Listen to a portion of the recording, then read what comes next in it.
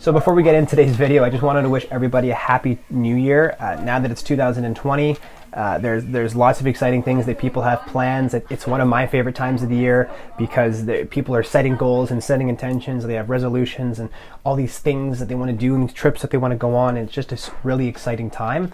And I definitely am excited for 2020 as I have a lot planned. And I thought that a great way to start off the year would be to release a video about which gimbal I will be bringing into this year and what I will be using extensively both on commercial shoots as well as travels and documentaries and adventure filmmaking and all of the yummy stuff that I have planned. And just a little quick disclaimer, I'll be talking about some comparisons in regards to the Weebill-S and the DJI Ronin S. And this video is not to bring down the DJI Ronin S, it's to showcase why this is the gimbal of choice. I loved the time that I had on the Ronin S, and now that I've been on this, you guys will see in this video why this will be my choice for the year and why I'm moving away from the Ronin S. This is the Zhiyun Weebill-S. It was launched in 2019 as a kind of second version to the Weebill Lab that Zhiyun came out with.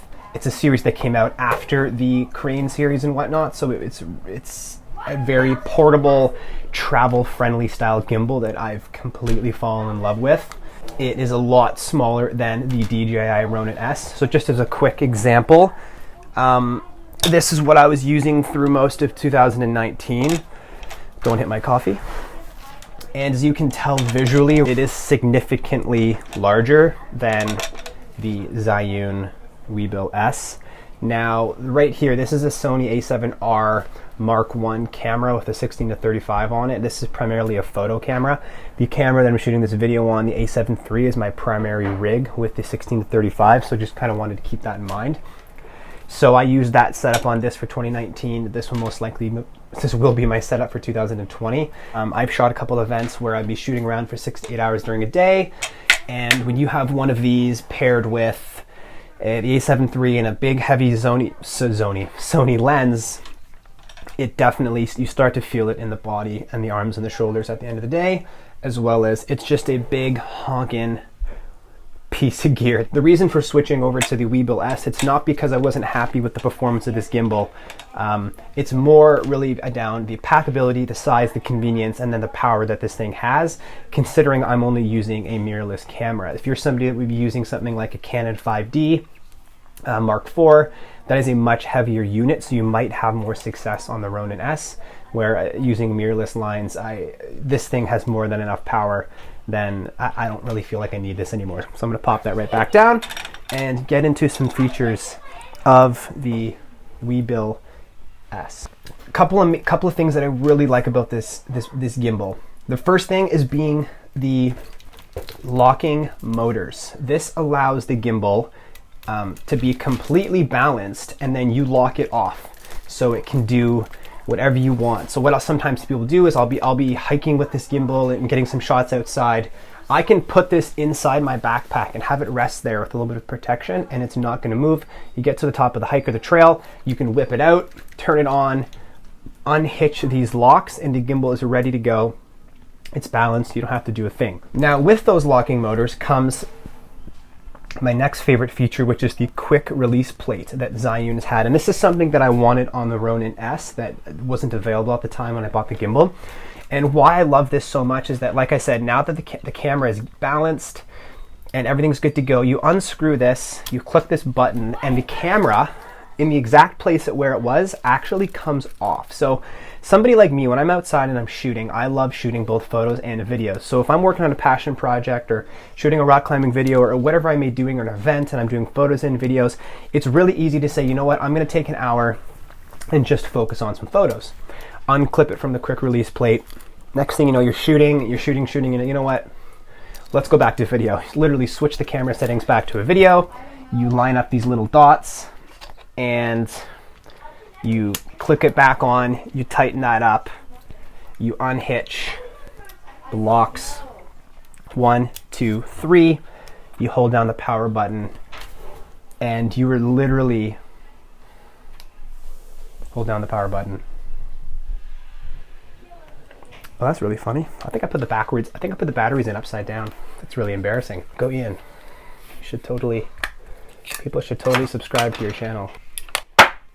I actually do that right? I swear I've used this before, I promise. Okay, let's try that one more time. Okay, here we are. Like I was saying, you unlock all the motors and you pop the camera back in the quick release plate. You hold down the power button, you fire it on, and you were literally up and running in no time. It's exactly where you left off. It's balanced. It's perfectly ready to shoot. And now you're ready to go again. You're ready to start shooting video. If you're somebody that shoots weddings, if you're somebody that shoots a little bit of photos and video, it's a great tool because you have that versatility to go back and forth and pop the camera off. Another thing that I've done is I've popped the camera off, slid this gimbal into like the large oversized water bottle part of a backpack, and then put the camera away. You can travel with it easier, it's packable. It is really hard without the big clunky foam case to travel with this, because this doesn't fit anywhere on its own, as well as the case isn't very travel friendly. And it's for somebody that loves to pack light and just to run and gun style and go. If something is big and holding me back, it's going to distract me from what I'm shooting, and therefore it's not a good tool. Tools are something for me that are to help me, and if it's going to make my life miserable or take a little bit more time than usual, then I don't really want to work with it. When I think that if I can get the same results with something that's a little bit more efficient for me to use, I'm definitely going to do that. So far we've got these locking motors and the quick release plate, two things that the Weebill-S have that I really love. What's interesting about this gimbal is that they have the battery pack built into this compartment right here versus usually other gimbals will have it coming out of the bottom, which is really cool because it helps shave height down because it comes out of here. Now, when they made that feature, what was something that's also really cool is they made it so that way you can unscrew the tripod legs and you can screw it in up here, and you now have a sling mode, which if anybody used to shoot old skateboarding videos, you used to have those handy cams, so they always have the handle on top and you're getting those low shots. Now you have the ability to hold the camera low to the ground in a comfortable position where the weight of the gimbal is now resting in your hand versus holding it up or upside down. And you now have a gimbal that you can pull focus, you can flip your LCD screen up, and you can run and get some shots. So you'll see in the video clips at the end, I'm chasing one of our dogs, and I was in sling mode because it's really easy for me to focus on where my feet are, holding the gimbal low to the ground, and I think it looks really cool. Now, for you that think, oh, now you're stuck in sling mode, well, the nice thing about the ergonomics of this is you can just pop right back up and you're in normal mode. So I'll actually shoot like this a lot of the time because if I don't need to put the gimbal down, I can just grab here for extra support and shoot like so. So that is sling mode, which I really, really adore. I know that Zhiyun does have a quick release plate out for this that you can essentially have a piece screwed in here and you just kind of pull, release, pull, release. I'll definitely be after that in 2020. I don't know if it's public yet. I did see that there were a couple of YouTubers had like versions of it, but I'm not sure if that's a public piece yet or not. So that'll be exciting to come. One of the other cool things too is this camera does have vortex mode, which is an awesome feature to have, as you're able to get the camera to do that really cool rotating motion. This is built right in. When you double click or triple click the button on the back, it automatically goes into vortex mode. The camera will go upright. You can tilt it over, where on the Ronin S, it was something you had to toggle within the settings to get it to do that rotating mode with the gimbal.